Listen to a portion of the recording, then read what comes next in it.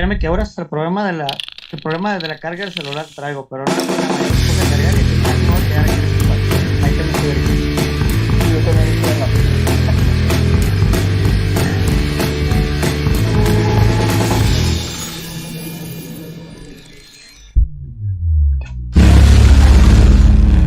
Ah, sí, perdón. Sí. Ah, me lo acomodo, que quede bien.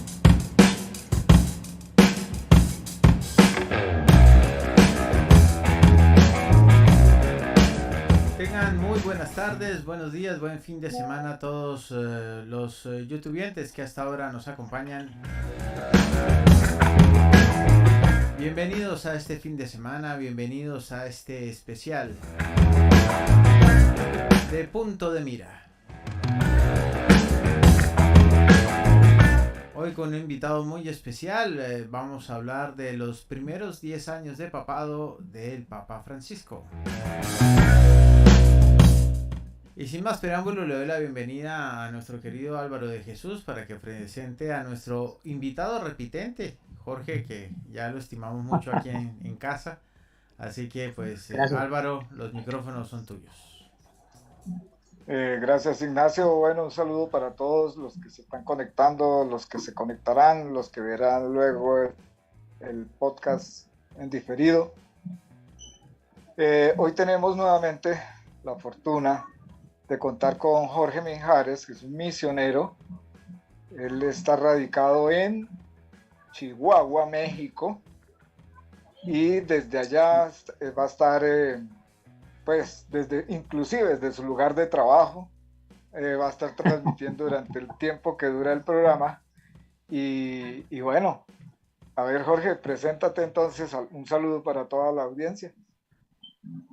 Sí, muy buenas tardes a todos. Noches por allá en España en este momento. Pues nada, pues como tú lo mencionas, pues mi nombre es Jorge Mijares, ya me conocen muchos allá en las redes sociales, sobre todo en el Facebook. Ambos pues somos escritores, escribimos, andamos en la misión, en las cosas de Dios, y de paso pues andamos siempre tras lo que ocurre siempre últimamente en nuestro suceso acontecer diario, sobre todo en las cosas que ocurren en nuestra Iglesia Católica, y sobre todo del más reciente papado de nuestro Papa Francisco, que en estos 10 años pues más bien ha aparecido pues ¿cómo diremos? Una serie como de broncas, problemas, persecuciones que ha tenido nuestro Papa, nada que ver con los otros papados, y por eso es lo que vamos a hablar en este tema, qué ha pasado en estos 10 años con el Papa del Papa, qué es lo que él ha hecho y qué es lo que se dice de él, y cuáles han sido las controversias, sobre todo, que se han dado en estos 10 años. Exacto. Entonces, para ir entrando en materia, vamos a través de este programa y posiblemente de uno más, no sabemos, porque el tema no es corto, el tema es bastante extenso. Tenemos que tener en cuenta que si ha habido en la historia del papado, en la historia reciente, digamos, Adelante. ¿no? Este papa ha sido demasiadamente controvertido, pero hay una razón específica para esa controversia, porque muchos dicen, en alguna ocasión alguien me decía, Álvaro, pero ¿por qué tan controversia alrededor de este papa? ¿Por qué tanta cosa? Es muy sencillo. Miren, Pío XII era el papa de la Segunda Guerra Mundial. A él le tocó enfrentar en ese entonces unas críticas muy duras, pero había una cuestión, que en ese entonces no había redes sociales, se lo habían tragado vivo, me perdonan la expresión, pero así, literalmente. ¿Qué pasó con Pío XII? A él lo acusaron, él tenía a su servicio una mujer, una monja alemana, como secretaria, ¿no? La que le ayudaba en muchas cosas, le ordenaba papeles y le ayudaba con las citas, con lo que él tuviera que ver con su agenda. lo criticaron y lo acusaron de tener relaciones, digámoslo así, con esa monja, de que había ahí algo oscuro. Estamos hablando de la época de la Segunda Guerra Mundial. Cuando el Papa Pío XII guardó silencio frente a la arremetida de Hitler, y especialmente lo que tenía que ver con Roma, cuando hubo la ocupación nazi de Roma, él guarda silencio y también recibe unas críticas muy duras en que lo acusaron de ser favorecedor de Hitler. Pero ¿qué fue lo que pasó en ese entonces? Porque es que la historia, digamos hoy en día la historia es más mediática y se puede conocer de una manera más rápida, pero en ese entonces había que esperar tiempos para que se supiera qué fue lo que pasó. ¿Qué fue lo que pasó en tiempos de Pío XII? Resulta que él abrió las clausuras de los conventos de monjas y de los conventos de monjes, monasterios, todo lo que tenía que ver con las comunidades religiosas, a fin de que pudieran albergar judíos, hombres y mujeres en esos conventos como si fueran ellos religiosos, de esa manera poderlos proteger y evitar de que fueran capturados por los nazis. Esa fue una de las razones por las que él guardó silencio. La otra fue porque un obispo en Alemania se atrevió a hablar y costó, no recuerdo en este momento la cifra, pero una cifra grande de muertos, o sea, la arremetida de Hitler contra la Iglesia Católica. Porque más bien Hitler era de orientación luterana. Es más, hay algunas fotos en que aparece Hitler con unos obispos y entonces lo acusan a la Iglesia Católica de que esos obispos tenían relación con Hitler, y lo que sucede es que esas fotos corresponden a obispos luteranos. Los protestantes hoy en día, algunos puede que no tengan conocimiento, no recuerden, no hayan leído de la similitud entre la Iglesia luterana y la Iglesia católica. Si nosotros miramos, buscamos templos de las iglesias luteranas, tienen cierta similitud con los templos de la Iglesia católica y sus ministros también. Es más, en una población que se llama Sinaia, en Rumania, hay una iglesia luterana que era católica y que fue tomada por los protestantes, y frente a esa iglesia hay una estatua grandísima de Lutero. Bueno, sigamos más adelante. Después de Pío XII viene Juan XXIII. Juan XXIII también fue duramente criticado. Vuelvo y repito, no habían redes sociales, hubiera sido una bomba de tiempo. Juan XXIII fue elegido como un papa de transición, era un hombre mayor, era un hombre muy bonachón, y pensaron que podían, entre Pío XII y el siguiente que viniera, podían tener a este, era de apellido Roncancio, Juan XXIII, poderlo tener porque él estaba muy enfermo, sabían que no iba a tener mucha vida, podían tenerlo un tiempo como de transición, mientras se calmaban algunas cosas. Resulta que Juan XXIII abrió la puerta del Concilio Vaticano II, que lo terminó Pablo VI. Cuando Pablo VI expresa al final del Concilio Vaticano II, el humo de Satanás ha entrado en la iglesia, se forma también otro revuelo grandísimo en la prensa mundial. ¿Por qué razón? Porque entonces dijeron, es que entonces el concilio, satanizaron el Concilio Vaticano II, dijeron, porque viene el progresismo dentro de la iglesia y se va a dar al traste con la tradición y con todo lo que hemos venido cultivando durante todos los siglos de antigüedad que tiene la iglesia, porque el Concilio Vaticano II va a abrirle las puertas al relativismo. ¿Qué pasó? Era la primera vez que se citaba a todos los obispos del mundo para un concilio. ¿Para qué se citó a todos los obispos del mundo? Porque la iglesia estaba muy centrada, había un centralismo, digámoslo así, en Roma, y los que estaban más cercanos a la corte del Papa eran los que tenían voz y voto y tomaban decisiones. Cuando resuelve, Juan 23 dice, bueno, qué bueno sería escuchar a todos los obispos del mundo para de esa manera enterarnos qué sucede realmente en las regiones donde ellos están. Porque no es lo mismo una visión desde una oficina en Roma que la visión que pueda tener un obispo en el campo, o sea, en el lugar donde se encuentra, de la zona, de la periferia que tiene. Esa razón era muy importante, pero cuando tú concitas una cantidad de gente, cuando te haces una reunión, porque un concilio, ¿qué es? Una reunión. Cuando te haces una reunión con 10 o 15, 20, 50 personas, es más fácil llegar a ciertos acuerdos. Se nombra una mesa directiva, se van reuniendo, se van viendo conceptos y después se emiten resoluciones o conclusiones, digamos así. Pero cuando usted llega y cita una cantidad de gente del mundo entero en los diferentes idiomas, con los diferentes conceptos, con las diferentes educaciones, obviamente que vas a tener una avalancha de opiniones, y más si les abres el micrófono, digamos así, le das la palabra. ¿Qué pasa entonces? Cuando Pablo VI hace esa expresión, el humo de Satanás ha entrado en la iglesia, vamos a entender esto de una manera.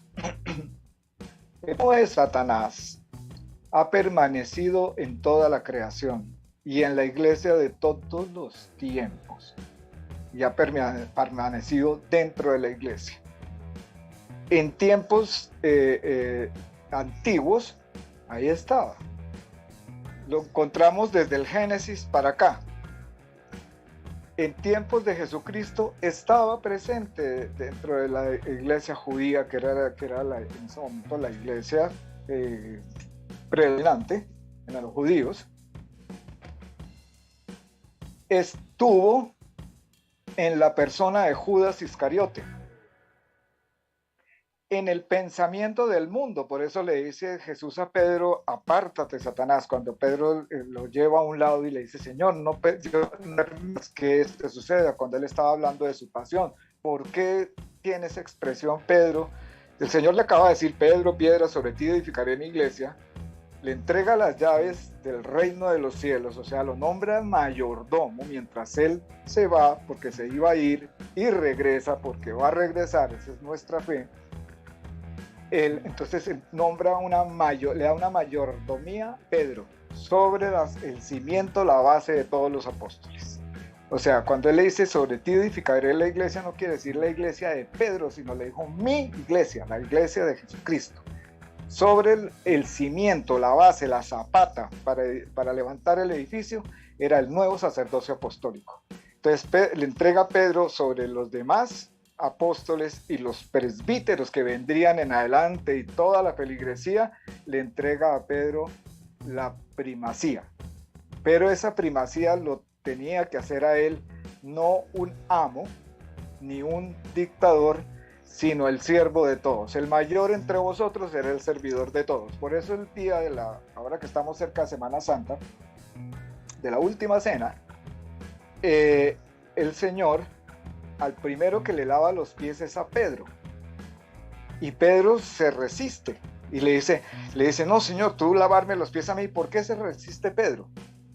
Porque él era judío y sabían bien que cuando un judío visitaba la casa de otro, el anfitrión de esa casa le lavaba las manos, ¿no? Para prepararlo, para ingresar y sentarse a la mesa y todo, pero el esclavo le lavaba los pies. Por eso cuando el Señor se agacha a lavarle los pies a Pedro, Pedro brinca. Cuando el Señor le dice, si no te lavo no tienes parte conmigo, entonces el otro ya exagera y le dice, no, pues entonces láveme todo. Pero cuando le dice, apártate, Satanás, me eres tropiezo, también le dice, piensas como los hombres. Y ese piensas como los hombres quiere decir el pensamiento del mundo en general. Y eso es lo que hemos venido viendo con mucha insistencia en estos 10 años de pontificado del Papa Francisco, aún no fuera de la iglesia, sino dentro de la misma iglesia. Fuera, desde luego, ¿no? Han aprovechado el tema algunos que les ha convenido, pero dentro de la misma iglesia está ese humo de Satanás, es el pensamiento humano. Y ese pensamiento humano se manifiesta cuando se pretende cambiar las directrices y la doctrina de la iglesia por razones humanas, por pensamientos humanos, por incomprensión. Eso sucede. Entonces, este Papa, bueno, después de Juan XXIII viene Pablo VI, después de Pablo VI viene Juan Pablo I, el pontificado de él fue muy corto, e inclusive Juan Pablo I fue criticado en ese espacio tan pequeño que tuvo de pontificado, porque lo primero que él quiso hacer fue vender la tiara, como esa corona que es llena de joyas, y fue el primero que abrió las puertas. Bueno, realmente las abrió Juan XXIII, o sea, sacar al Papa afuera, porque el Papa estaba más o menos como en un trono, ¿no? Como intocable, una figura ya muy alta para el común de los fieles. Juan XXIII sale, va a las cárceles, se conecta más con la gente. Pablo VI no tanto, aunque fue viajero. Y Juan Pablo I, él intenta, o sea, ya se vislumbraba el pontificado de él con una austeridad en la iglesia muy grande. Luego viene el Papa Juan Pablo II, que es el misionero, ¿no? Es el Papa misionero, sale al mundo y se conecta con la gente. Entonces, ahora hablábamos antes de los micrófonos con Jorge, ya te doy la palabra, me estoy extendiendo, pero bueno.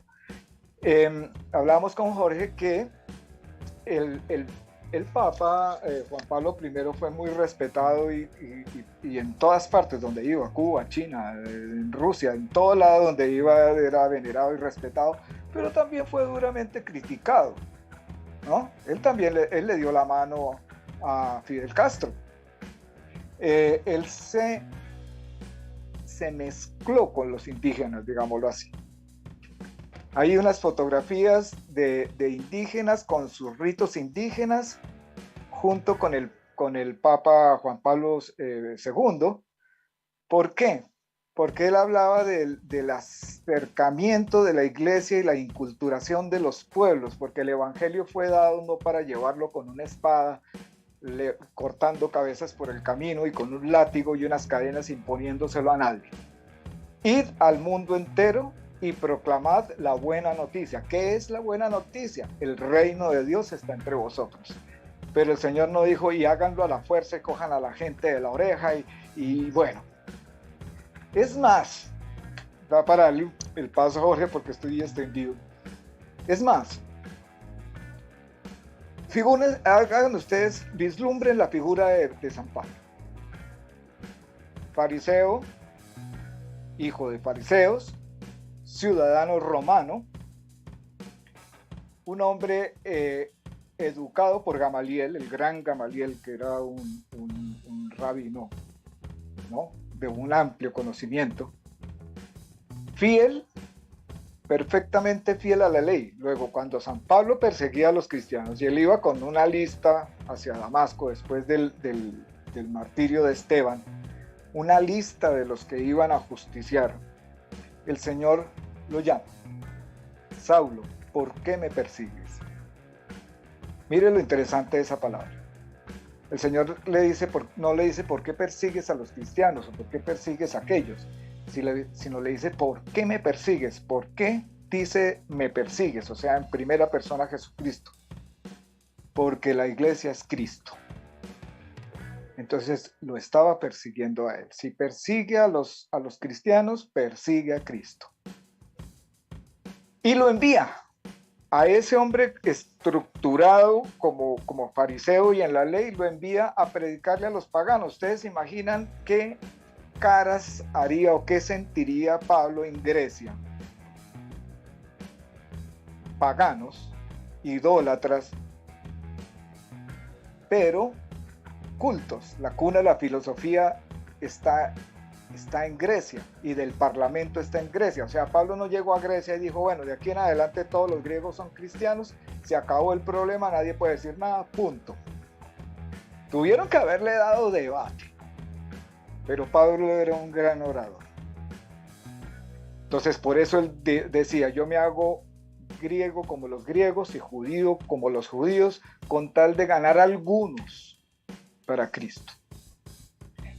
De manera que esta apertura que he hecho nos tiene que ir conduciendo hacia la figura del Papa Francisco, porque del Papa Juan Pablo II, de esa figura tan prominente y de ese carisma tan grande, saltamos a Benedicto XVI, que no fue visto con el mismo carisma, que las redes sociales no pululaban tanto, de manera que no tuvieron la oportunidad de escribir en el chat Chucky, nazi y todas estas cosas que le dijeron. El Papa Benedicto XVI vino a refrescar la teología, es el Papa teólogo de estos tres últimos, digamos. Vino a refrescar la teología. Y viene Francisco, que es el pastor. ¿Y cómo puede ser un pastor si no sabe llevar con el cayado las ovejas? Nosotros no somos ovejas, ni ellos son pastores de ovejas literalmente. Era la comparación que hacía Jesús en su tiempo para que pudieran entender, porque en esa diáspora donde él estuvo caminando, eran de vocación de pastores. Un pastor lleva un cayado. El cayado le sirve para darle toques suaves a las ovejas, para dirigirlas hacia un lado o hacia otro. Si el pastor golpea a las ovejas se espantan, se ariscan y se dispersan. Entonces, esa es la misión de un pastor, por eso la comparación. Entonces, bueno, démosle paso a Jorge para que nos amplíe un poco más este tema, y estamos abriendo el camino para hablar sobre Francisco, el Papa del continente de la esperanza, el Papa del fin del mundo. Adelante, Jorge. Sí, muchas gracias, mi hermano. Comenzaría diciendo algo muy interesante de lo que tú comentaste, que decías que Pablo, en una de sus cartas, él dice, con los griegos me haré griego, con los judíos me haré judío. Me identifico mucho con esa frase porque yo pues he tenido la oportunidad de vivir años en Estados Unidos, en Venezuela, en México, en tantas otras partes, y con cada cultura diferente tengo la oportunidad de mezclarme con ellos, de ser uno, no decir, no, pues es que mira, yo soy mexicano, tú eres norteamericano, y pues por mucho que te respete, no, o sea, mezclarte no quiere decir que si tienes malos hábitos tú también los tomas, quiere decir tomar lo mejor de cada raza, cada cultura, la idiosincrasia de el retrato de idiosincrasia de cada cultura que forme parte de tu alma, ir aprendiendo. ¿Para qué? Para que en base a conocer cada idiosincrasia, saber cómo llegarle a cada pueblo, saber cuál es la manera como se le habla a cada persona, a cada cultura.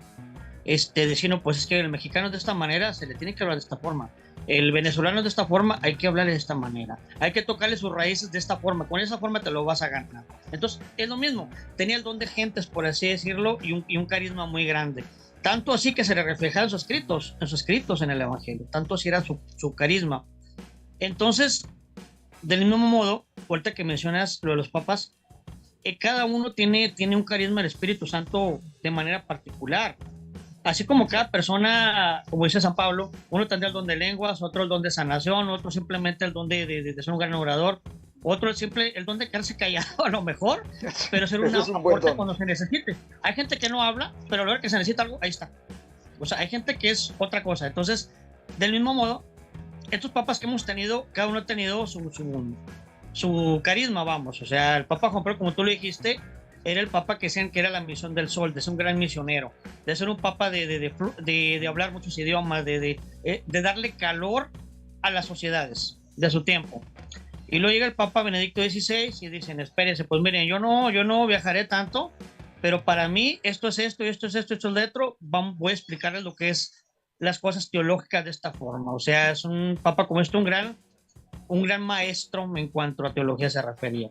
Y llega el Papa Francisco, como dices tú, un gran pastor, y para ser pastor se requiere mucha caridad. Ser un San Francisco de Asís, ser una persona con una gran caridad y amor por sus semejantes, entender el sufrimiento de cada alma. Entonces, cuando llega este papa, pues que no llega viajando, que no llega siendo el típico papa que te habla con discursos muy complicados, llega muy simple, la gente no había qué hacer, no hay cómo interpretarlo, tanta sencillez. Y eso ya lo hemos visto, que las personalidades más grandes son las que generan las polémicas más grandes. Voy a poner ejemplo, Tomás Moro. Como tú decías, en su tiempo y momento no había la tecnología ni los medios mediáticos, válgame la redundancia, para saber en 2 minutos lo que la persona acaba de hacer. No lo había. Y sin embargo, este santo Tomás Moro fue muy cuestionado, fue encarcelado, y ya después que se sabe que era una persona que en realidad lo único que quería era el evangelio, diciéndolo vulgarmente, dentro de la política, poner el evangelio del lado de la política y hacerlo social. Entonces, lamentablemente se encontró con figuras que en ese tiempo eran muy duras, en su tiempo y momento, que pues no le permitieron llevar a cabo su propósito. Entonces, y fue muy criticado. Entonces así mismo, este papa actualmente, pues tiene demasiadas críticas.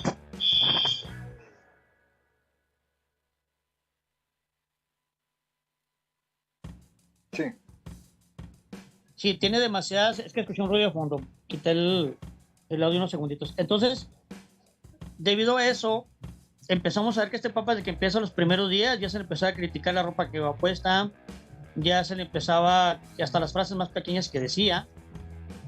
Pero si nos fijamos, antes que comenzara su pontificado, ya había algunos libros ya escritos acerca de logias, de todo tipo de conspiraciones dentro del Vaticano. Ya existían películas que ya estaban en ese tiempo, la gente ya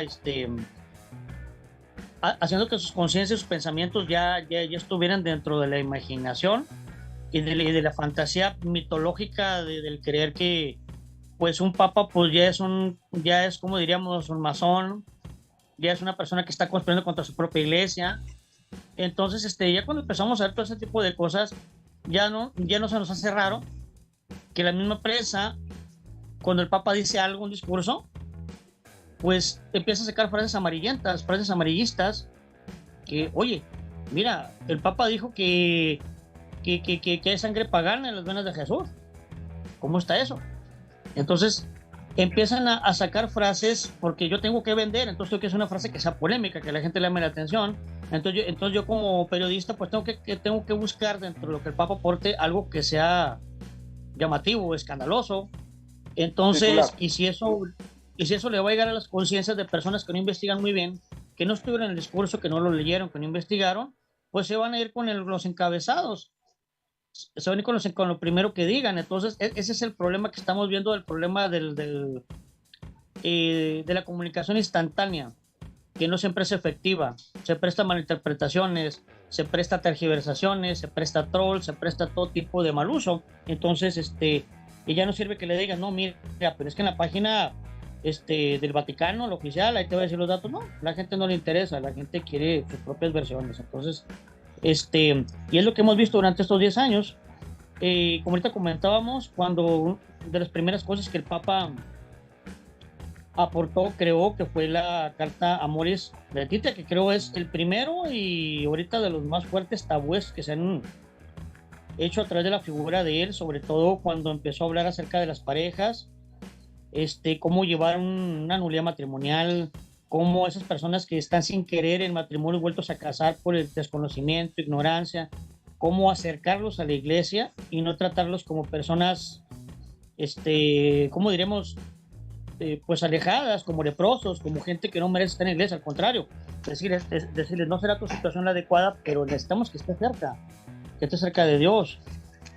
Hay un acompañamiento pastoral que empezó a sugerir nuestro Papa, acompañamiento pastoral para cada persona, como él dijo, de acuerdo a su condición y dirección. Cada sacerdote debe convertirse en un guía espiritual de cada alma. No medir con la misma vara a dos almas diferentes. Es lo que el Papa quería decir en esa carta. Exacto. Lamentablemente se entendió que no, es que el Papa está diciendo que los que están en pecado comulguen, está diciendo que se pueden comulgar, que no tiene nada de malo. O sea, empezaron a sacar segundas y terceras opiniones, mi hermano. Entonces, y ya cuando les explican, no, es que mira, esto quiere decir esto y esto y esto y esto. O sea, reinterpretan algo que en realidad, y hay gente que me ha tocado dialogar con hermanos que ni siquiera saben lo que dice la carta, nomás dicen lo que les han dicho. Entonces, es lo que estamos viendo actualmente en estos 10 años. Eso en todos los temas. Exacto. Entonces hay una cuestión, Jorge. A través de este programa y del otro, y no sé, posiblemente un tercero, no sé, eso depende cómo avancemos, lo que vamos a tratar de hacer es de llevarle a nuestros hermanos católicos y no católicos, creyentes o no creyentes, una comprensión de lo que es la figura del Papa y por qué obra de esa manera. ¿Por qué me gusta a mí mucho tomar el Evangelio como ejemplo? Porque es que estas cosas que están sucediendo no son nuevas. Han venido sucediendo durante toda la historia de la iglesia judía y de la iglesia cristiana. Volvemos a lo que tú decías ahora, ¿no? Así como los concilios anteriores al Concilio Vaticano II se realizaban con un grupo reducido de obispos. Y luego cuando se amplía, entonces se amplía obviamente el tema y se amplía la discusión, las discrepancias y bueno, las opiniones. Lo mismo sucede con las redes sociales. En tiempos antiguos, cuando no existían las redes sociales, cualquier cosa de pronto no escalaba más allá de la diáspora, de sus fronteras, y se quedaba ahí. Y para que llegara a cruzar el continente pasaba mucho tiempo. Entonces, entre una información y la otra habían unos espacios de tiempo muy grandes. Hoy en día no, hoy vivimos el mediatismo. Hoy decimos, esto sucedió ahora y 15 minutos después está sucediendo otra cosa y la opinión de la gente que está inmersa en esa comunicación de la que puede participar. ¿Ya? Porque en el Concilio Vaticano II participaron los obispos de todo el mundo, pero no los fieles. En estos 10 años de pontificado de Francisco han participado todos los fieles que han querido meterle mano. El Papa Francisco no lee todo lo que escriben en las redes sociales, ¿no? Eso es entre las redes sociales, pero la gente está volcada opinando. Y lo que tú decías ahora, descontextualizan. Hay una frase que me gustó mucho del Papa Francisco que la pronunció en la clausura del Sínodo de la Amazonía, cuando dice que hay algunos, ¿no?, que se van a la cosita en vez de tomar la cosa. ¿Qué quiere decir esto? Él es argentino, habla en sus términos argentinos. Es algo así como cuando dice en el Evangelio, dice que por andar colando el mosquito nos tragamos el camello, ¿no? O sea, por estar buscándole la cosita chiquita al asunto, te pierdes de toda la belleza del contexto y se queda dando vueltas como remolino en corcho ahí. A mí me ha gustado mucho cuando he tenido la oportunidad de dictar conferencias, de decirle a la gente, lo primero que le digo a los asistentes es, ¿quiénes trajeron el papel y lápiz para tomar notas? Una buena mayoría levanta la mano. Háganme el favor y los guardan. Entonces se sorprende. ¿Por qué? Digo, porque es que hay una cosa muy curiosa. Cuando usted está escuchando la conferencia que lleva un transcurso, ¿no?, lleva un camino, y comienza a notar Entonces, mientras usted lo trata de retener la idea que quiere anotar, uno cuando vuelve otra vez a la conferencia, uno va 10 pasos adelante y usted se perdió el contexto. Y uno no se va a devolver, ¿no? Entonces es preferible que pongan atención y de pronto una que otra cosita que anoten para al final de la conferencia hacer preguntas. Entonces eso mismo sucede. Viene el Papa hablando en secuencia y de pronto dice una frase y todos quedan en la frase estacionados, y cuando caen otra vez en cuenta ya se perdieron el contexto. Y lo más duro de todo esto es que no se van después a buscar el contexto, sino arman el escándalo sobre la frase como tal, como si eso englobara todo una, digamos, teología o una cosa rara que el Papa hubiera dicho, cuando realmente todo tiene una explicación muy sencilla si simplemente nos preocupamos. Mire qué pasó. Cuando estaba pequeño, el primer papa que me enteré que existía fue Juan XXIII, pero cuando murió. Estaba muy pequeño, murió el papa. Entonces eso fue un duelo en la casa. En ese entonces no se oía música, 3 días de duelo. Luego viene Pablo VI, él visitó Colombia y yo inclusive salí a verlo pasar en el Papamóvil.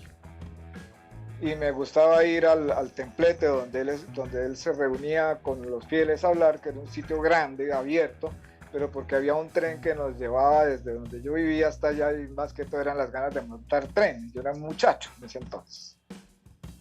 Además, ya me había declarado ateo para esa época. Luego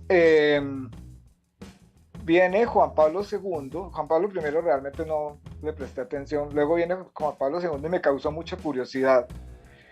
Pero cuando es elegido Francisco, cuando dice Habemus Papam, ¿no?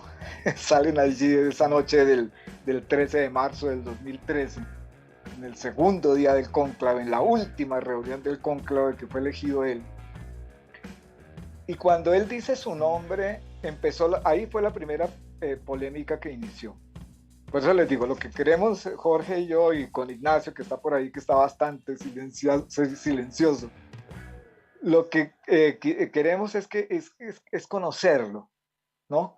Porque se habla muchas veces del Papa Francisco, pero con un desconocimiento total de quién es él. A mí, en la primera polémica que se levanta, no, San Francisco de Sales, San Francisco Javier, San Francisco. Yo me quedé pensando, de Asís, ¿por qué no? Pero había una cuestión, cuando comienzo a enterarme, dije, bueno, yo voy a conocer a este Papa. Cuando comienzo a enterarme un poquito sobre él y veo jesuita, dije, no, de pronto no puede ser Francisco de Asís, porque es que entre los jesuitas y los franciscanos hay un abismo de diferencia. O sea, no tienen nada en común. San Ignacio de Loyola y Francisco de Asís, nada en común. O sea, lo único que tienen en común es el Evangelio, ¿ya? Y que están en la iglesia, eso los une. Pero me refiero a que hay un abismo, no hay una fractura entre ellos, sino que son dos carismas completamente distintos. Porque cuando nosotros entendemos carismas en la iglesia, muchas veces pensamos que son de ciencia, de conocimiento, el de lengua. No. Cada comunidad religiosa que hay dentro de la iglesia es un carisma de la iglesia. Por eso San Pablo lo dijo, no todos son ojos, no todos son pies, no todos son manos. Son miembros de un solo cuerpo y cada uno cumple una función diferente, pero tenemos una cabeza en común, que es Cristo. Entonces, digo, bueno, y entonces me escribe una amiga de esas socialistas terribles de Argentina, y me escribe, ¿no? Me dice, Álvaro, tenemos que hablar, no te vas a fiar de este hombre, tengo que contarte lo que es. Yo nunca le devolví el mensaje. En ese entonces no había WhatsApp para llamarnos, pero sí nos podíamos escribir. Yo nunca le devolví el mensaje, porque si yo quería conocer a Francisco no podía empezar ahí, ¿no? A mí eso me saltó el switch de Videla y el tiempo de la dictadura en Argentina. Y ese fue después de lo de Francisco y de lo de que no se quiso poner los zapatos rojos y que se metió en el ascensor con todos los que estaban por ahí, cuando él debía subir solo, cuando sale sin toda la papa porque no se dejó poner nada de eso sino vestido de blanco, y encima de eso al final dice, pide que ore el pueblo por él. Entonces, después de que pasa todo ese revuelo, empiezan las nimiedades. Entonces empiezan con Videla, vamos a darle duro, y esto surge desde Argentina. Vamos a darle duro al Papa, porque este hombre estuvo durante la dictadura de Videla y fue un favorecedor de la dictadura. Entonces, ¿qué tenía que hacer yo? ¿Escuchar a esta Argentina primero? No, porque me hubiese hecho un sesgo, un prejuicio. Tenía que comenzar por conocerlo a él, y conocerlo a él implicaba irme hasta su infancia. Saber que era hijo de inmigrantes italianos que se vinieron corridos de la Segunda Guerra Mundial a este continente, que fue un hombre de clase media, que estudió una carrera técnica química, que tuvo inclusive novia, que él sentía esa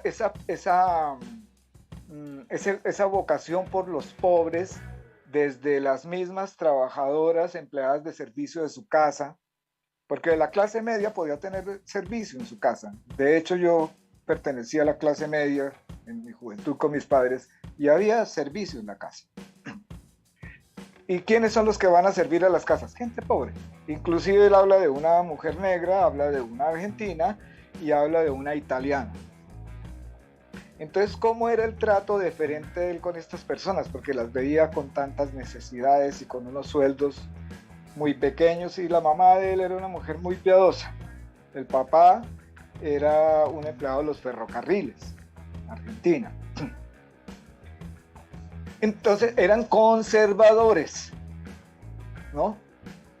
Eran conservadores, no eran progresistas, digámoslo así, ni socialistas, ni peronistas, ni siquiera. Entonces, esa crianza de él, cómo ingresa, cómo llega, ¿no? Tenía una cita con su novia, pasa frente a una iglesia, entra a la iglesia y siente ese llamado, va y se confiesa, le comenta al sacerdote, y empieza esa inquietud de él. La mamá se puso en contra porque la mamá quería que él fuera médico, no lo quería de sacerdote. Entonces, pero ese llamado tan fuerte de él a esa vocación, y empieza él, termina con los jesuitas. Los jesuitas, cuando tratan de decir que Francisco es un hombre como que le falta conocimiento, que quién sabe, los jesuitas son de los curas mejor preparados que hay en el mundo. Son, como decimos aquí en Colombia, son más preparados que un cumis. Tienen mucho conocimiento. ¿Por qué? Porque son muy estudiosos. Ese era digamos, el carisma de Ignacio de Loyola, era esa disciplina, la compañía de Jesús, ¿no? El conocimiento. ¿Para qué? Para enfrentar tantas cosas y levantamientos y herejías de su época, pero para eso se necesita conocimiento. Entonces, y luego, que ya hablaremos más adelante sobre eso, sobre las villas y cómo fue la juventud. Por aquí tengo yo un escrito que quiero compartirles, un párrafo más adelante, sobre el libro que él escribió de Soñemos Juntos. Es uno de los últimos libros que ha escrito, que es el pensamiento social del Papa Francisco, porque lo han llamado socialista, comunista, masón, sincretista, hereje, progresista, relativista. Le han puesto todos los epítetos que usted se pueda imaginar, pero se los han puesto a través y al nivel de las redes sociales. Entonces esa es la discusión. Los que han hecho fiesta con toda esta discusión han sido los protestantes, ¿no? Porque los católicos les están dando la razón de que el Papa es un antipapa, es un hereje y es el anticristo, que ese es otro de los epítetos que le han puesto. Pero todo esto lo vamos a ir llevando poco a poco para irnos enterando de cada cosa. Lo importante es que yo no podía comenzar a conocer al Papa empezando por Videla. Tenía que comenzar por su historia. Además, y esto es una invitación para los que nos están escuchando, este Papa ha sido el rockstar de los papas. Le ha concedido todas las entrevistas que vos te puedas imaginar a todo el mundo. Correcto. Su personalidad no es una personalidad desconocida. Por el contrario, es demasiado conocida, porque este hombre ha sido capaz de hablar desde su parte humana. Entonces, por ejemplo, esto que es el reinado de Pío X, ¿no?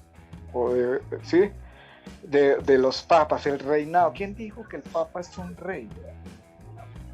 Jesucristo no se dejó coronar en la tierra como rey. ¿Por qué se iban a coronar un papa? El papa es el servidor de todos. El lugar del papa está a los pies de los fieles sirviendo. El primero, para que todos los demás lo sigan.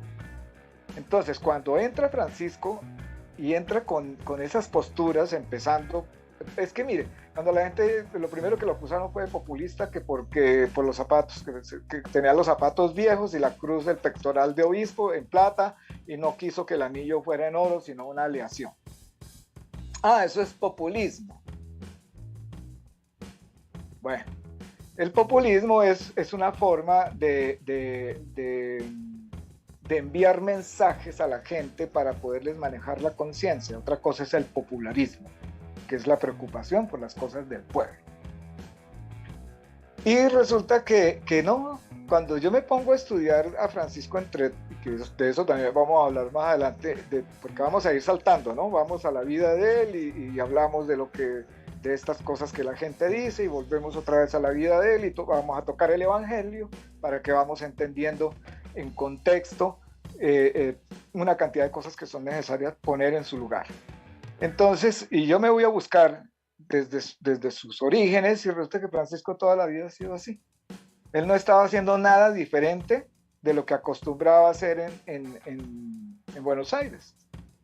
Él no tenía carro, ni viajaba, ni andaba en el carro de la curia, viajaba en el transporte público. No tenía lujos de ninguna clase. Llegaba a las comunidades deprimidas, que son lo que llaman las villas en Buenos Aires, llegaba siempre con algo de comida para la gente, porque él decía que el evangelio con hambre no entra, y que si la familia tiene hambre, hay que ayudarles a mitigar un poco eso para que puedan, digamos, para ir abrazando la fe a través del amor y del servicio, que es una cosa muy diferente que el discurso, ¿no? Entonces, este hombre nunca ha sido ostentoso, él siempre ha sido así.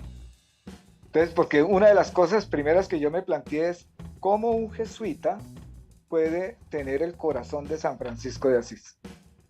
Y sobre eso hice un escrito que creo que tiene 11 o 12 capítulos, haciendo una comparación entre Francisco de Asís y el Papa Francisco, y bueno, ¿no? Pero eso es algo que al final de pronto les comparto para que ustedes puedan entender un poquito más en contexto. Adelante, Jorge. Ignacio, si tienes algo que decir. No, yo estoy aprendiendo hoy.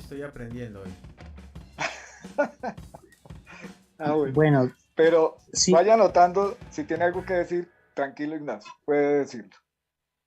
Sí. Estoy aprendiendo. Dígalo ahora para siempre, o cállalo ahora y dígalo para siempre, ¿no? Sí. No, eso de callar para siempre no, conmigo no va, no. No, aquí no estoy va. aprendiendo. Ya, a ver, Jorge, entonces. Sí es verdad, dentro de un contexto, no solo su pontificado, sino su personalidad, como dices tú, y relacionado con el Evangelio, es la mejor forma con esa combinación. Hagamos esa narrativa y comparativa para que las personas vayan entendiendo que todo sigue un protocolo. No hay nada oculto, no hay nada, como digamos, tras bambalinas que no se pueda saber del Papa, como muchos quieren hacerlo aparentar o aparecer.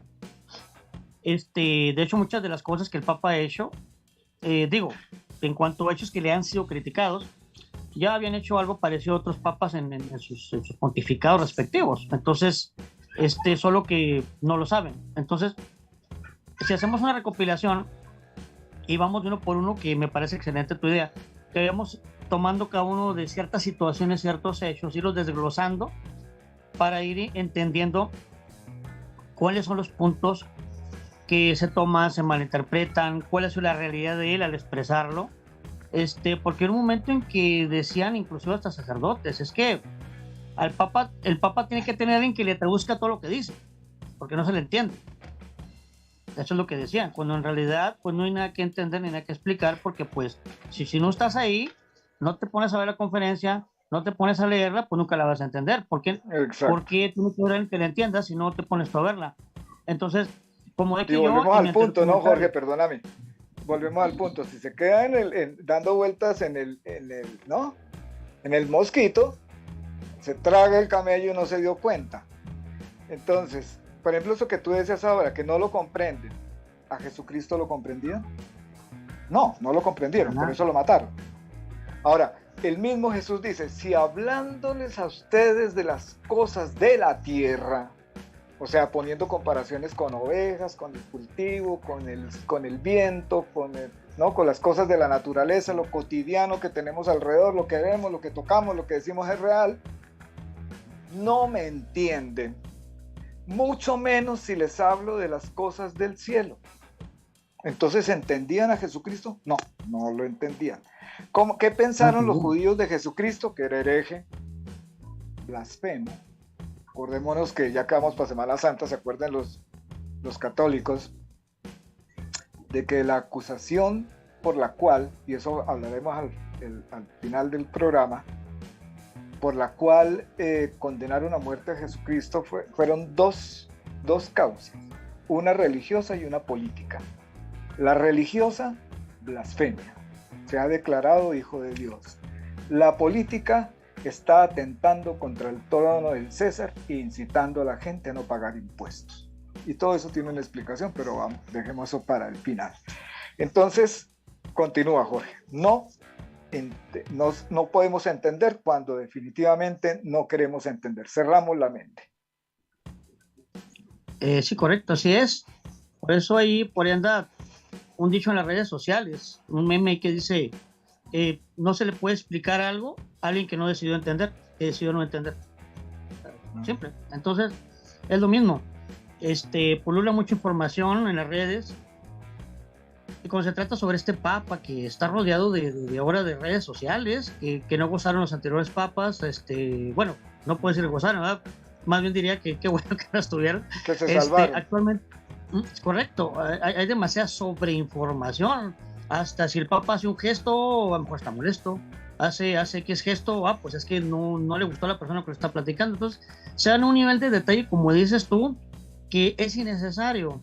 O sea, el Papa a través de sus hechos, a través de sus informes, a través de sus escritos está demostrando qué es lo que dice y hace, pero pues como se dice, nunca falta la persona inconforme, que no comulga con sus ideas, que no le cae bien, que es de otra denominación en creencias, y pues van a intentar por todos los medios buscar un pero, o simplemente no van a entender el porqué de cómo se realizan las cosas acá en la Iglesia Católica, y pues todo lo van a distorsionar, lo van a malinterpretar, y el problema es de que de un eco se hacen muchos, y sucede el problema del teléfono descompuesto, que una persona se lo comparte a otra, y el otro lo deforma más, y el otro lo deforma más, y el último, el resultado de ese experimento del teléfono descompuesto, pues es de que al final se dice lo que nada tuvo que ver.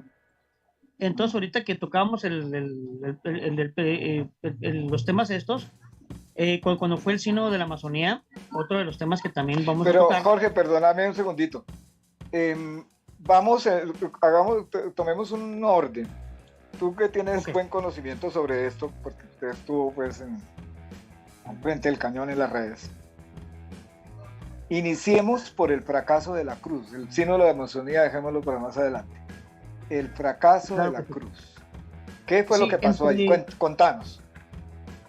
Sí, lo que pasó fue que en uno de los discursos que el Papa pronuncia, se dice, da a entender nuestro Papa que Jesús, como era mortalmente, terrenalmente, fue un fracaso su sacrificio en la cruz, a tal grado, el Papa lo único que está diciendo, está repitiendo lo que dijo uno de los reyes que entrevistó a Pablo, y que le dijo, ¿tú quieres que yo crea en un Dios vencido? Así le dice. ¿Tú quieres que yo crea en un Dios vencido en la cruz? Así le dice. El Papa está repitiendo esas mismas palabras. O sea, Esas personas que lo critican ni siquiera han leído la Biblia y han leído ese pasaje. Dice, me pides que crea en un Dios vencido. Es lo que tú me estás pidiendo. Y Pablo le dice, sí. Dice, porque la cruz es una locura. Es locura. Entonces, ¿ves esas palabras? Es lo mismo. Entonces, cuando el Papa dice que fue una cruz, el fracaso de Cristo, él está hablando terrenalmente. Pero lo que Jesús está creando es una germinación, es un germinadero de semillas a nivel espiritual que va a ser terrible lo que está provocando, ¿me entiendes? Entonces, eso es el efecto dominó, lo que Jesús provoca. Crea una derrota en el mundo, aparentemente. Pero en realidad lo que levanta es una ola, es como cuando es un tsunami. Tú ves el mar, está tranquilo, no pasa nada, y de repente viene una ola de 15, 20 metros. Entonces es lo mismo que lo que pasó con el Evangelio de Jesús tras su muerte.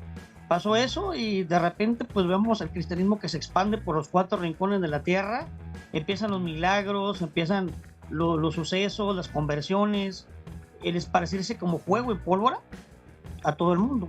Entonces, exacto, lo que el Papa quiso decir simplemente es eso, que ante los ojos del mundo es un fracaso. Entonces, cuando eso lo leen nuestros hermanos protestantes, evangélicos, inclusive hasta católicos y teólogos, los católicos empiezan a decir, ven, yo se los dije, ven que el Papa es masón, miren lo que está diciendo. Claro, salían, yo leía en ese entonces cuando ese estalló en las redes sociales. Eso fue una explosión. Los primeros que tomaron el video, porque es que encima de eso hoy en día no es solamente lo que dijo, ni el audio, sino el video, fueron los protestantes. Y lo recortaron para que quedara solamente en la parte donde decía que Cristo fracasó en la cruz. Entonces, ¿cómo así?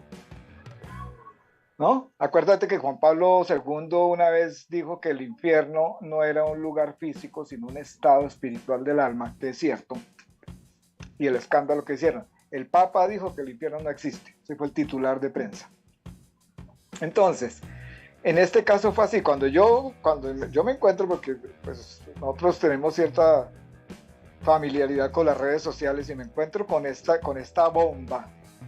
Entonces lo primero que hice fue irme a buscar el video original para verlo todo. Y resulta que antes del Papa decir las palabras el fracaso de la cruz, ¿no? Dice humanamente hablando, que era lo que tú estabas diciendo ahora. Humanamente hablando, Cristo fracasó en la cruz. Entonces, a mí, yo le leí la frase como la recortaron, se la leí a mi esposa y le dije, ¿tú qué piensas de eso? Mi esposa dice, no, pues ¿cómo así? Si la cruz es el signo de la salvación de nosotros. Porque a través de tu cruz, de la cruz del padecimiento de Cristo, se venció la muerte, el reino de la muerte, y luego con su resurrección. Pero obviamente, si tú tomas la frase, le quitas atrás y le quitas adelante y la coges sola y se la lanza a una persona, la reacción inmediata es ese, yo quise hacer la prueba. Pero si tú tomas todo el contexto, ya no. Porque si nos vamos nosotros al Evangelio y nos vamos a caminantes de Emaús, ¿qué estaban haciendo esos señores que iban rumbo a Emaús? ¿De dónde? De Jerusalén, de vuelta a Emaús, venían de la Pascua. ¿Qué estaba sucediendo con ellos en ese momento? Resulta que ellos venían hablando de lo que había sucedido en Jerusalén, o sea, de la pasión y muerte de Jesucristo. El líder que había muerto, el líder de ellos. Jesús se acerca y les dice, ¿de qué están hablando? Dice, ¿cómo? ¿No sabes lo que pasó? Y él comienza a explicarle las escrituras. O sea, ellos ¿por qué venían hablando de esa manera? ¿Por qué venían compungidos y cabizbajos? Porque pensaron que toda esa ilusión que tenían ellos del Mesías, de toda esa grandeza, había fracasado porque lo habían matado. ¿Cómo así que lo mataron? Pedro por eso le reclama: Señor, tú no puedes permitir que eso te pase. ¿Por qué? Porque la cruz era el oprobio más grande al que se le podía someter a un hombre en el pueblo de Israel. Es más, cuando vamos a hablar, a hacer la comparación entre lo religioso y lo político, vamos a explicar por qué.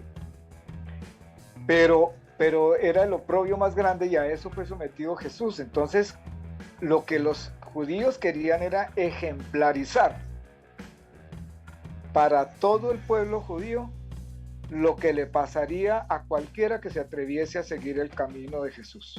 Pero, como dijo Anás, es preferible que muera un hombre y no toda una nación, y lo crucifican, lo matan a él, desconociendo quién era. Bueno, sí conocían en cierta manera, la hipocresía de ellos, porque lo que vieron realmente amenazado fue su poder. Entonces,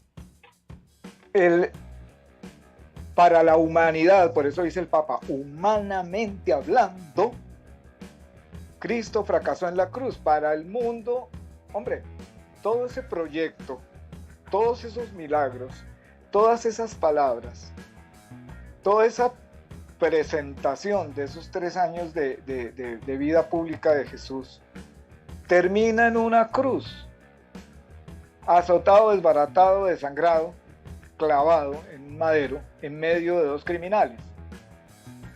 Entonces, eso es, humanamente hablando, un fracaso. Con lo que no contaban los judíos era con que iba a resucitar. Por eso ellos no estaban tan seguros de que no iba a resucitar y tan seguros de que pudiera haber algún trueque, alguna cosa rara, que le pusieron guardias a la entrada de la tumba para que no se fueran a robar el cadáver y después decir que resucitó. Sin embargo, lo dijeron. Y aquí hay muchas cosas, ¿no? De las que se puede ir tratando por los lados.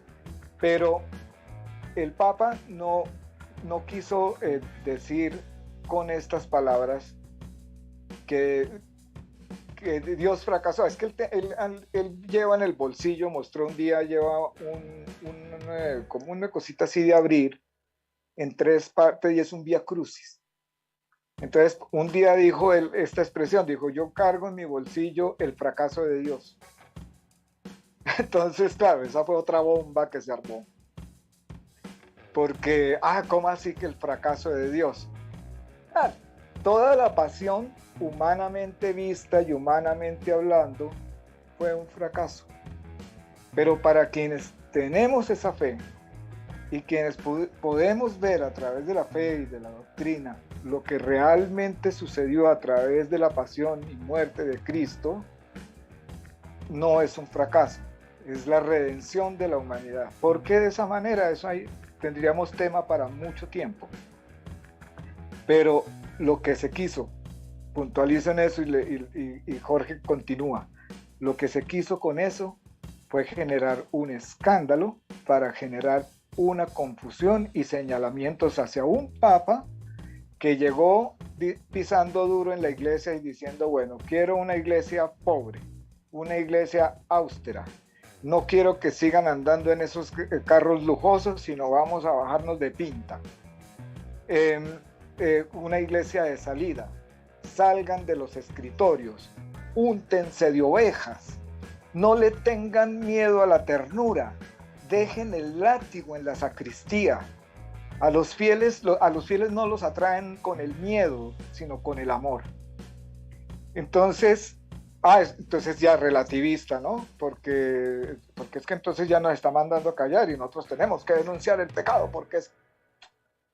Hombre, hay tantas cosas alrededor de eso. Y nosotros los humanos no tenemos el conocimiento que sí tiene Dios del corazón del hombre. Y no sabemos las causas de las consecuencias que vemos a flor de piel. Entonces la viga que tenemos nosotros en el ojo no nos permite ver la paja del ojo del vecino, del prójimo.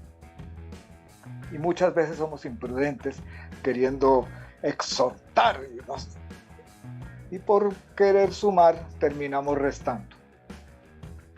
Entonces por eso le dice a los sacerdotes, no le tengan miedo a la ternura. Salgan de las oficinas a los obispos, ustedes no son políticos, son pastores, úntense de oveja, huelan a oveja. Siga, Jorge.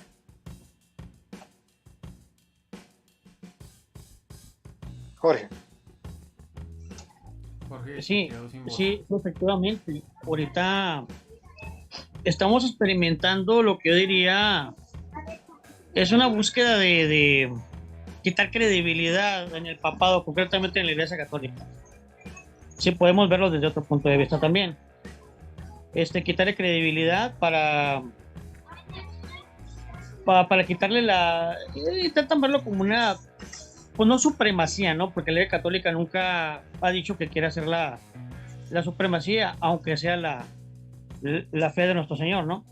Lo que está pasando es de que últimamente vemos que cuando un grupo de personas, religión o grupo empieza a tener un alto margen de credibilidad, pues se busca la forma de demeritarlo, y pues eso es ahorita una moda. Entonces pues nuestro Papa no puede escaparse a esa tendencia, ¿no? Entonces pues vemos que mafias, grupos sociales, grupos políticos, inclusive los mismos miembros de la iglesia operando de forma ingenua, pues aportan su granito de arena desde las redes sociales, haciéndole caso a grupos que sí tienen la intención de hacer el daño, de tergiversar. Entonces se suman sin quererlo, o sea, trabajan, como es el dicho, nadie sabe para quién trabaja. Entonces empiezan de manera gratis pues a criticar, a exponer. Entonces vemos que en este tema, en esto que estamos hablando de lo que fue el famoso, la polémica del fracaso de Cristo en la cruz, vemos que pues muchos parten desde un desconocimiento de las mismas escrituras, porque como te decía, hay pasajes donde el mismo San Pablo dice que fue una derrota en el mundo, pero una victoria en lo sobrenatural, algo tan simple y evidente, era para que se hubiese entendido de esa forma. Y sin embargo, cuando se dice, oye, pues ¿cómo me está diciendo que Jesús fracasó en la cruz? ¿Por qué me está diciendo algo así? O sea, ¿por qué el Papa dice eso más bien? ¿Por qué el Papa dice eso? ¿Por qué el Papa dice algo tergiversado? ¿Por qué el Papa dice algo negativo? ¿Se está equivocando? ¿Está queriendo llevar a las ovejas a algo malo? Entonces ahí vemos que pues existe una malicia predeterminada en esos periodistas, en esos, ¿cómo diríamos? Pues acusadores gratuitos. Entonces aquí es cuando vemos que empiezan los programas televisivos, las páginas web, a explicarle a la gente qué es lo que realmente fue. Y es donde se empiezan a las polémicas en las redes sociales, en los grupos de debate, acerca de, pues, de las explicaciones que se dan. Y es donde empiezan a decir, pero ¿por qué el Papa necesita que le tengan que explicar? No tiene que explicar, lo que pasa es que la gente no quiere entender. No quieren entender el significado de un simple discurso. Y como dices tú, no desean investigar más allá de un simple... de un simple, ¿cómo llamamos? Titular. No quieren avanzar. Claro. Entonces, claro. Es lo que está ocurriendo ahorita. Entonces, pero como te decía, es parte de una fenomenología que existe por parte de la madurez de la conciencia social de la gente. Aquí en México, por ponerte un ejemplo, en un tema que hablamos anteriormente, en un tema que tocamos anteriormente, cuando te decía yo que aquí en México hubo un despertar social cuando desde el PRI y el PAN, ya la gente quiso un cambio y se fue a Morena, porque ya estaban hartos de lo mismo, empezó un cambio social, la gente ya estaba cansada. Entonces, del mismo modo se puede producir el patrón aparentemente inverso, que la gente primero pasa por una confusión de tanta inmersión en las redes sociales y empiezan a interpretar lo que les dicen los demás. Pero eso es parte de un cambio que estamos sufriendo ahorita de tanta revolución mediática, y yo pienso que eso se va a ir con el paso del tiempo filtrando, corrigiendo y dando mejores pautas. Pero ahorita estamos en un problema ahorita porque mucha gente interpreta cosas que no son. De hecho, un caso muy reciente que acaba de pasar fue aquí en México, donde colonias y grupos de personas de Venezuela, Costa Rica, Panamá, fueron a la frontera de México porque les habían dicho que una mujer con un hijo podían pasar a Estados Unidos a trabajar, siempre y cuando se presentara con su hijo. No sé quién subió eso, no sé la página que la subió, pero la gente lo creyó. Y fue un montón de gente que estuvo en la frontera de Ciudad Juárez, la ciudad donde yo nací. Estuvieron ahí, no sé cómo pasaron la ola mexicana, y en la norteamericana pues ya no pudieron, empezaron a salir con gases lacrimógenos. Bueno, afortunadamente no los usaron, pero se dieron cuenta que pues el norteamericano se iba en serio, y les dijeron que qué pasaba. Y es una página gratuita que proporciona el gobierno norteamericano para apartar citas y que tú te presentes. Lamentablemente hubo mucha especulación, y hubo mucha falsa información y mucho bulo de internet, y la gente pensaba que iban a entrar a Estados Unidos con sus hijos, como si nada. Y le dije, no, es que ¿sabes qué? Eso es falsa información. Y con falsa información puede llegar a pasar cosas reales como esas. Como esas cosas pueden pasar. Claro. Ahora, una cosa, la invitación es a los internautas a que no traguen entero. Correcto. ¿No? Cuando salga, hay una serie, a eso los he llamado yo buitres, ¿no? ¿Qué hace un buitre? ¿Cuál es la acción de un buitre? Un buitre está volando, viendo a ver cómo localiza la carroña, deben tener un olfato tenaz para poder llegar donde está, y desde muy lejos. O están parados en algún lugar esperando que una presa moribunda se muera, porque ellos no se lo comen vivo, se lo comen después de muerto. O sea, creo que no le sabe como lo mismo, ¿no? Debe ser algo así. Entonces, sí, hay una cantidad de personitas entre protestantes y católicos y esos grupos separados que han hecho separaciones, que quieren hacer cismas dentro de la misma iglesia,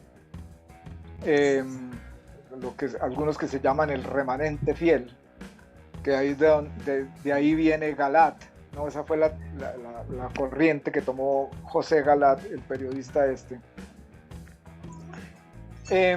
Entonces andan pendientes de cualquier palabra, y eso que ha pasado un tiempo largo, el último año como que no encontraron de dónde agarrarlo. Ahorita sí, por las entrevistas que ha dado estos últimos días, ya están otra vez encendidos. De eso también lo dejamos para lo último. Entonces, como buitres esperando a ver de qué frasecita que diga el Papa se pegan para formar el escándalo y señalarlo. Nosotros como creyentes, y le voy a hablar a los creyentes, tenemos que tener en cuenta que qué diferencia hay entre la calumnia y la difamación. La calumnia es cuando se habla con mentira a sabiendas de que es mentira también, sobre palabras o hechos de una persona o grupo de personas que no son ciertos, o que son las posverdades de lo que hablaba el Papa en estos días.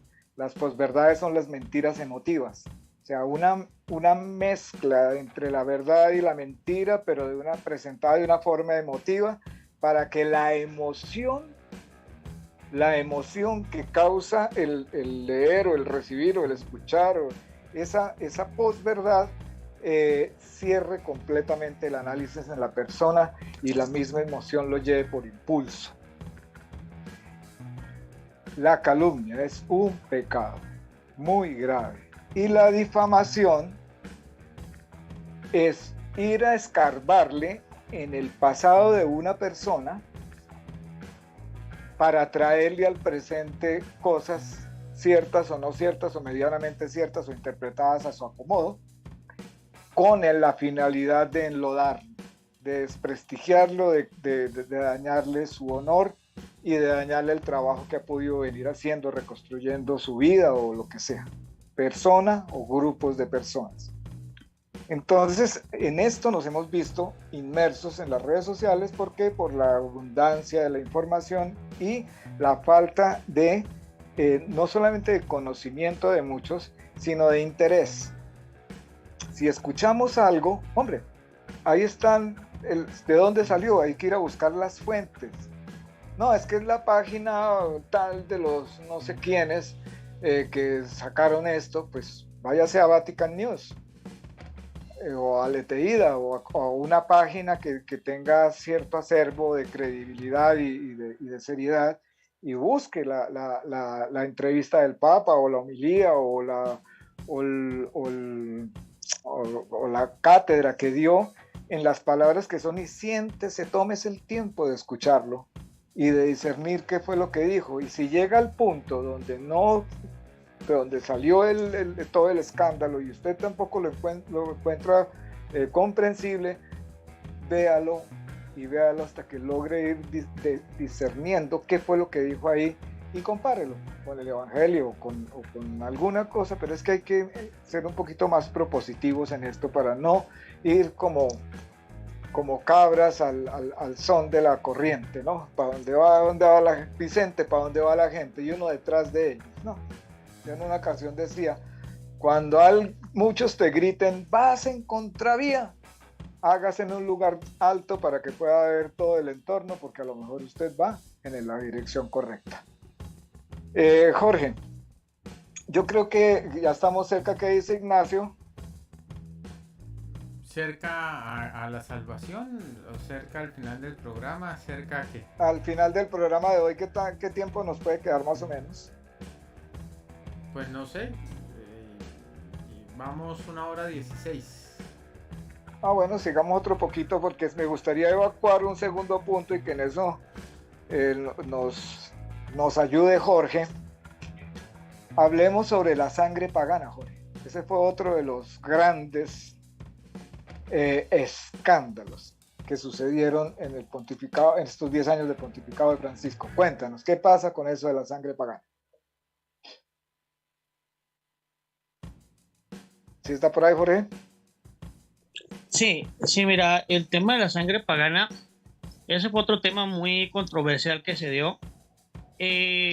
Igual fue sacado de un discurso del Papa, donde el tema que se toca ahí fue hablar de los antepasados de Jesús y era hacer la comparativa de que si personas que venían de tribus paganas, como ciertas mujeres en la Biblia, eran parte de la genealogía previa a Jesús.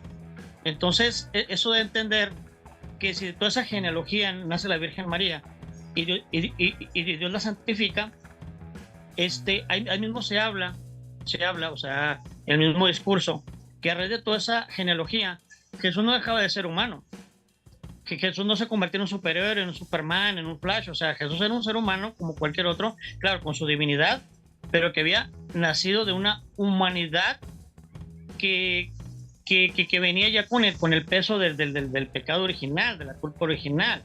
Exactamente. Entonces, eso es lo que el Papa estaba dando a entender en su discurso, pero volvemos a lo mismo. Sí, siempre hay que buscar la quinta pata al gato, siempre hay que buscarle lo negativo a todo. Entonces dicen, pues ¿cómo? Ahí están diciendo que Jesús era pagano, que Jesús era pecador, que Jesús no es el Dios que es. O sea, entonces ahí se empieza a malinterpretar y se empieza a darle una connotación negativa, una connotación maliciosa de lo que el Papa dice, como dando a entender que el Papa no sabe lo que dice, o que el Papa lo dice adrede para generar una discusión en la Iglesia Católica. Esa es la malinterpretación que se quiere dar. No es decir, oye, el Papa dijo esto, no, pues yo soy, vamos a decirlo así, soy un ignorante, yo no sé lo que el Papa dice, me está confundiendo. No, la gente sabe lo que el Papa está diciendo, lo sabe.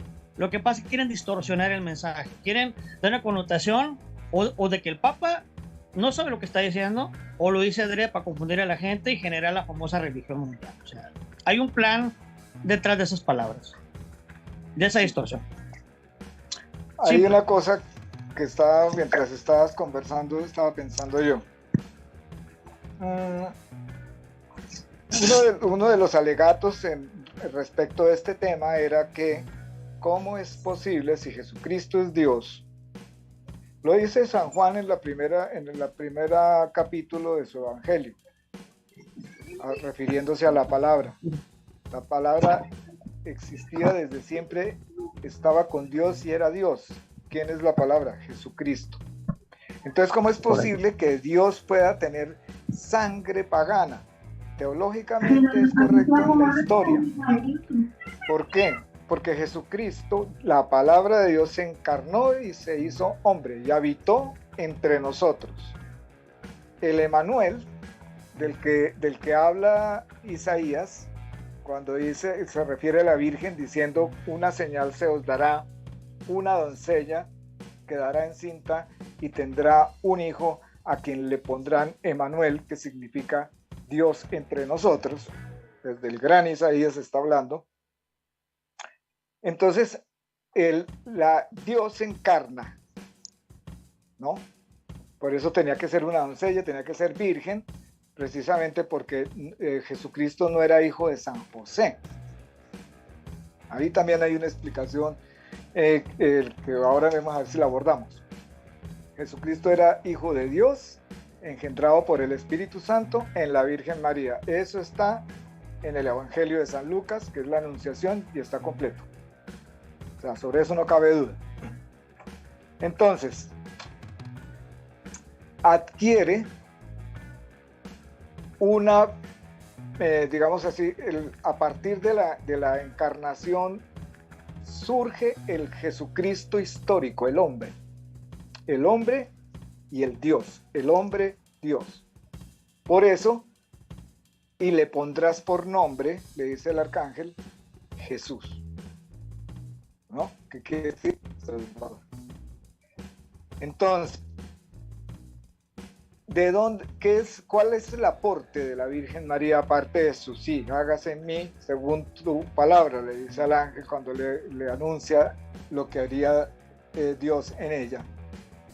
¿Cuál es el aporte de ella? La humanidad de Cristo, porque fue depositado en su vientre para que fuera formado, ¿no? No bajó del cielo como subió, sino se formó en el vientre de una mujer como un hombre.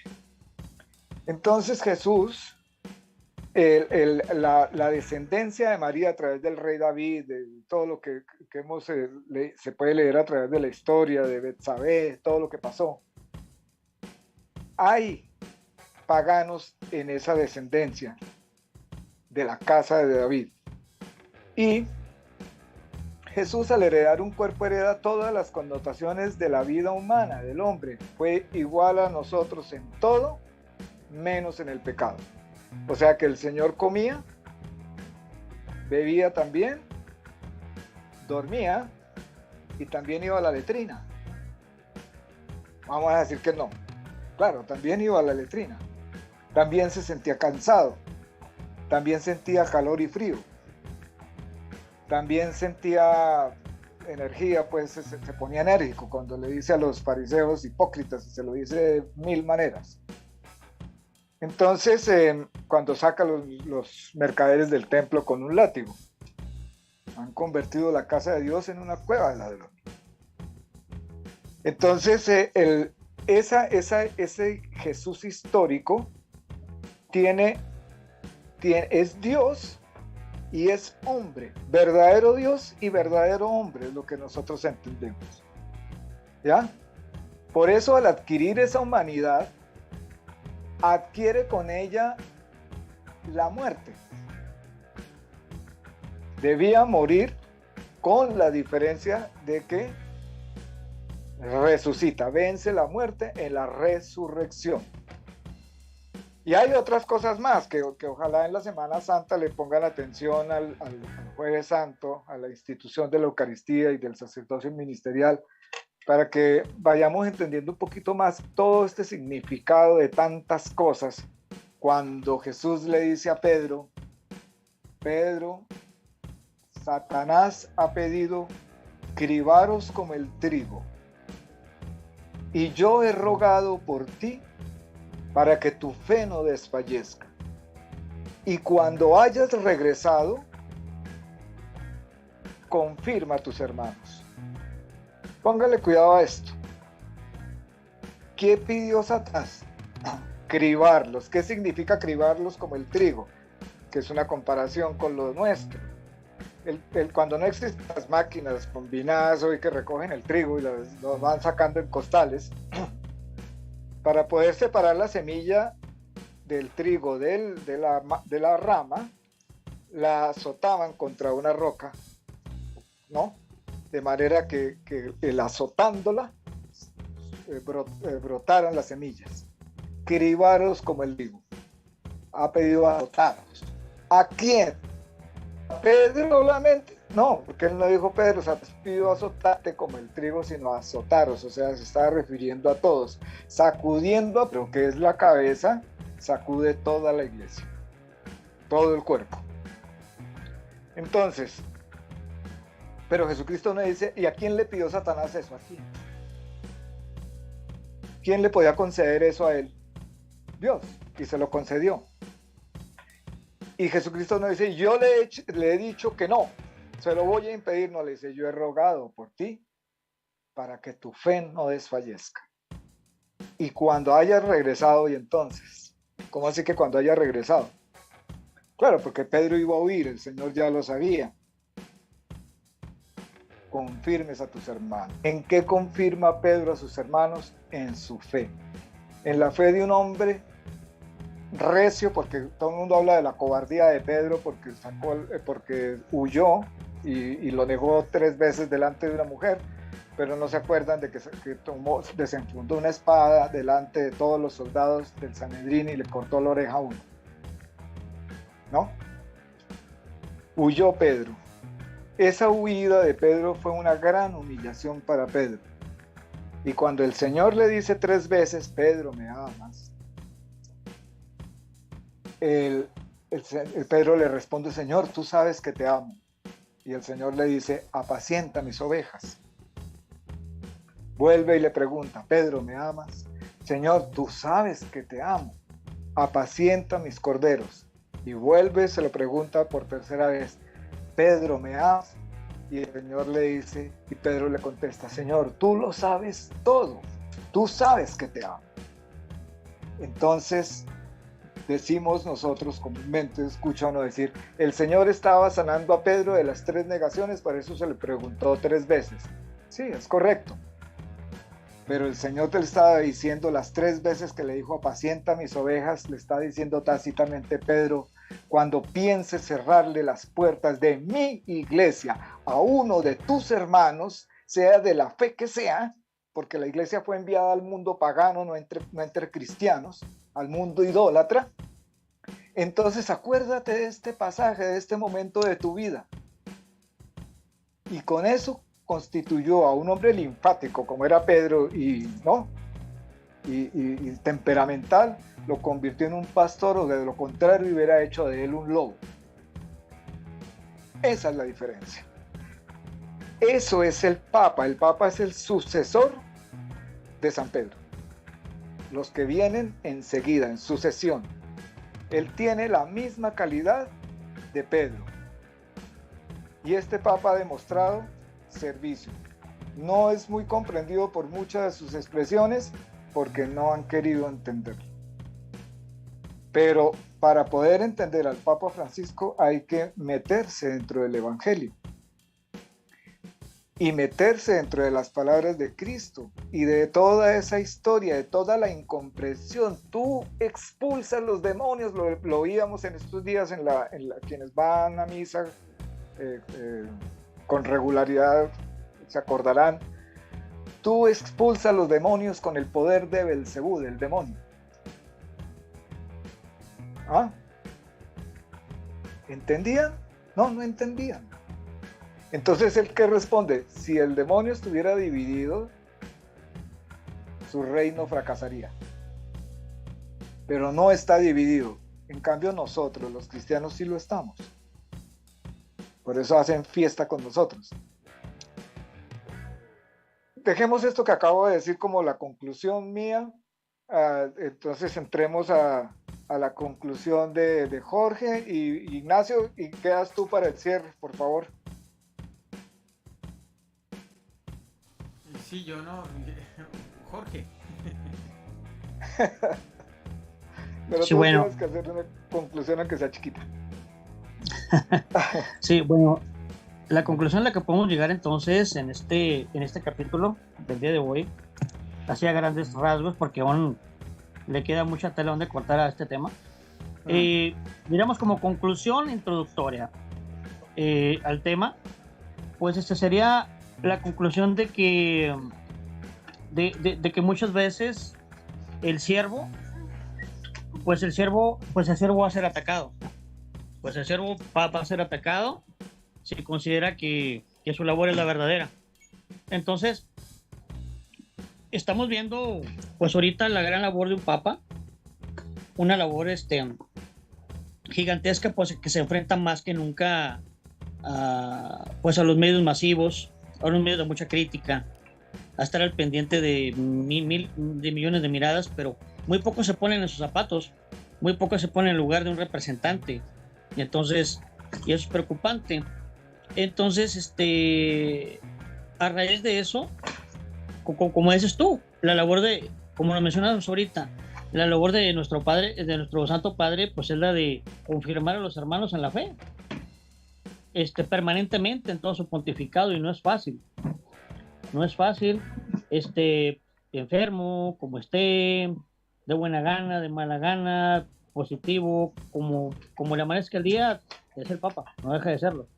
Entonces, por ahí cuando hablamos en las redes sociales decíamos, pues no es un Papa que se quita el Espíritu Santo 12 horas y solo está 12 horas, no es un Papa 24/7. Y pues eso no es fácil para quien ha decidido esa tarea o se le ha encomendado. Entonces, pues en base a eso, por eso me viene a la mente cuando platicamos estos temas y decíamos, pues, un papa como un ser humano normal a lo mejor podría decir, mira, pues yo le voy al Atlético de Madrid, ¿no? Y va a ganar, y pues si pierde, no por eso deja de ser un papa, o sea, sus opiniones humanas, pero ya en cuestión de fe, ya en cuestión de moral, de ética, de lo que viene siendo su trabajo, su trabajo papal, pues ahí podemos decir que entra la infalibilidad, de la que hablaremos en otro tema. Pero yo ya para cerrar el tema puedo decir que toda la gente que nos escucha, que hay que estar abiertos a profundizar en un tema y no guiarnos por las apariencias o por un ¿cómo diremos? Como un encabezado, ¿no? Porque si tomamos de la Biblia trocitos, por ejemplo, pues hay una parte en la Biblia que dice maldito el hombre, y pues ya con eso ya Dios nos maldijo. Pero si sigo diciendo maldito el hombre que confía en el hombre, pues bueno, ya es algo muy diferente. Entonces, equivale a lo mismo. Hay gente que dice, pues que el Papa dijo que el fracaso de Cristo en la cruz, pues sí lo dijo, pero si sigues leyendo, ahí dice que humanamente, como tú dices, humanamente. Entonces a eso cambia drásticamente todo el concepto y desarma a todo el que intenta hacer un mal uso de un discurso. Entonces, eso es lo malo de creer en simples noticias, y pues hay que profundizar más. Y ya seguiremos hablando en los siguientes programas, en los siguientes temas acerca de otros ejemplos de estos, e iremos profundizando más en causas y efectos, ya desde el punto de vista de la psicología práctica, que lo voy a ver desde ese punto de vista, lo voy a exponer para ver qué les parece. Sí, muy bueno, Jorge. Entonces, quedamos con temas pendientes muy importantes como Amor Letitia, que tú tienes un testimonio muy bueno allí. Lo trataremos en el siguiente programa. Hablaremos sobre el sínodo de la Amazonía, lo que pasó con la Pachamama. Vamos a hablar sobre Laudato Si, que es la encíclica verde, la casa común, cuando lo dicen que eso es esoterismo y nueva era. Vamos a hablar de la pandemia, de lo que pasó en la pandemia. Correcto. ¿No? Que es bien interesante. Vamos a tocar el tema en lo que vamos avanzando, por eso vamos para un segundo programa y no sabemos si para un tercero, pero vamos a hablar de ecumenismo y sincretismo. Vamos a hablar también vamos a tocar el tema de la pedofilia. Es un tema harto, pero lo vamos a tocar, y lo vamos a tocar desde donde es, ¿no?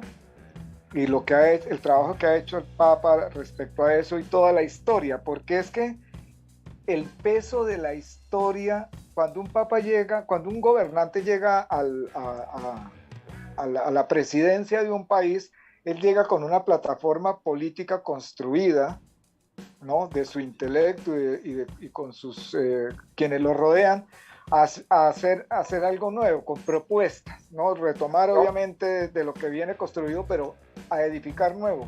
Cuando un papa llega al papado, se le carga sobre sus hombros 2000 años de historia de la iglesia. y eso es un peso muy grande. Para terminar, yo quiero facilitarle un poquito a Ignacio el cierre, porque Ignacio es periodista, Ignacio es editor también, y es un hombre que tiene mucho conocimiento en armar los contextos, o sea, en lo que significa la corrección de estilo para el libro de un escritor. Eso tiene una cosa muy grande. ¿Por qué? Porque Ignacio es un conocedor de contextos para poder interpretarlos de una mejor manera, de una manera con mayor luz. Entonces, Ignacio, desde tu visión como editor, en cuanto a lo que hemos venido hablando, porque todas estas malas interpretaciones y todo lo que viene en las redes surge en su mayoría de las posverdades que hablamos, pero más exactamente de la descontextualización, porque quitan una palabra aquí y se la ponen allá, ¿no? Y van cambiando el significado. Cuando tú haces una corrección de estilo, participas de la corrección de estilo de un libro, como el mío, Bitácora, que lo hicimos juntos, iluminas el contexto porque le das al texto su verdadero valor. Cuéntanos, como conclusión, algo sobre eso. No, pues no me lo facilite tanto, señor. Muy querido usted, muy gentil por facilitármelo. No, yo creo que pues hay pendiente un proyecto, Álvaro, de un podcast que se vaya más hacia lo espiritual, ¿no? Más allá del análisis político o el análisis que se puede hacer desde el punto de mira. Entonces yo creo que por ahí va agarrando el camino. Creo que hace falta muchísimo más que hablar de lo que han sido estos 10 años y de la transformación de la iglesia bajo el papado del Papa Francisco, ¿no? Evidentemente hay una transformación en toda la parte práctica teológica, ¿no? Y en cómo desde la iglesia están pidiendo una nueva visión a los feligreses sobre la fe y sobre la aplicación de la fe, pero ya de eso ustedes se encargarán en el próximo sábado, ¿no? ¿Qué dice Jorge para el próximo sábado? Si tú quieres lo hacemos una horita más adelante o la misma hora, como tú digas. No, primero, Jorge, hay que volver a activar el micro porque lo apagaste. El micrófono, sí, perdón. Jorge. Sí, me parece, sí decía que es lo que ustedes gustan, pero eso me parece bien, me parece excelente dejarlo en el mismo día. Puede ser una hora después, no tengo ningún inconveniente, y ya para pues abordarlo en esa hora. Me parece muy bien. Me gustó muy reality en la bodega, y ver a Jorge ahí eso le dio un toque muy real, muy vivo al programa. Bueno. Reality show. Entonces quedamos QAP, Jorge. Usted para el próximo programa tiene 1, 2, 3, 4, 5 temas. Y yo te voy a ir ayudando ahí por los laditos. Vamos a continuar en este propósito de conocer, porque esto no es un debate. Hubiéramos invitado a un argentino y uno de un protestante y qué sé yo, y armar un debate para que uno salga diciendo, es que el Papa dijo que no, esa no es la finalidad de este programa, ¿no? Entonces quienes están en contra de él y quienes hacen la mala propaganda, háganla como quieran y donde quieran, que nosotros no vamos a ir ahí a sus canales a decirle que no. Pero esto que estamos hablando es para quienes son católicos y quienes no lo son, quienes tienen fe y quien no la tiene, para como ayudarnos entre todos, porque es que nosotros no somos la última palabra, sino ayudarnos entre todos un poquito a comprender mejor una personalidad tan sui generis como la del Papa Francisco, que le ha abierto al papado las puertas al corazón de los hombres para entender que el Papa es un ser humano y no es un fulano por allá encaramado al que uno no puede ni alcanzarlo ni nada, sino que aprovechando los medios de hoy, los medios de comunicación, toda esta locura de extensión de la palabra y de todo, para llegar a los corazones de las personas. Vean sus programas, escuchen sus conferencias, estudien su historia, pónganle atención, que tenemos un Papa que nos está ayudando a facilitar un poco mejor la comprensión del Evangelio. Muchísimas gracias a todos. Jorge, si se quiere despedir de los oyentes, muchísimas gracias por su compañía, y dentro de 8 días, a esta hora o una hora después, no sé, ahí lo vamos a definir, en Punto de Mira estaremos nuevamente con Jorge desde México, con Ignacio desde Uruguay y conmigo desde Colombia, con la segunda parte de este especial, los 10 años del Papa Francisco. Muchas gracias. Sí, creo que sí, ¿no? Pues muchas gracias a todos por escucharnos, por estar aquí. La próxima pues espero estar en mi casa, aquí, y no, sí, o sea, como resumen podemos decir que es un tema, intentar subir 10 años es difícil, pero la pauta que nos da este pontificado de 10 años nos da a entender que una autoridad, cuando está en su máxima plenitud, cenit, y se están derrumbando alrededor los valores, se derrumba todo, la iglesia como fortaleza se cierne. Entonces es la primera que recibe las críticas, y en este caso nuestro Papa. Y hay que estar orgullosos de eso, porque como por ahí dice una frase que se la atribuyen al Quijote, pero en realidad no la escribió él, que dice: Sancho, si eran los perros, es de que vamos bien, ¿no? Desconozco quién la dijo, pero no fue en el Quijote, ni fue ni fue el autor. Miguel de Cervantes tampoco la dijo. Pero lo que quiero decir con esto es de que cuando pasan estas cosas, porque va bien el pontificado, si no, no se hablaría. Y pues esperamos en el siguiente ir avanzando sobre ese tema y profundizando sobre estas cuestiones. Que pasen feliz tarde a todos. Muy bien, pues aquí llegamos en este especial. Nos estaremos encontrando en otro especial el próximo sábado también.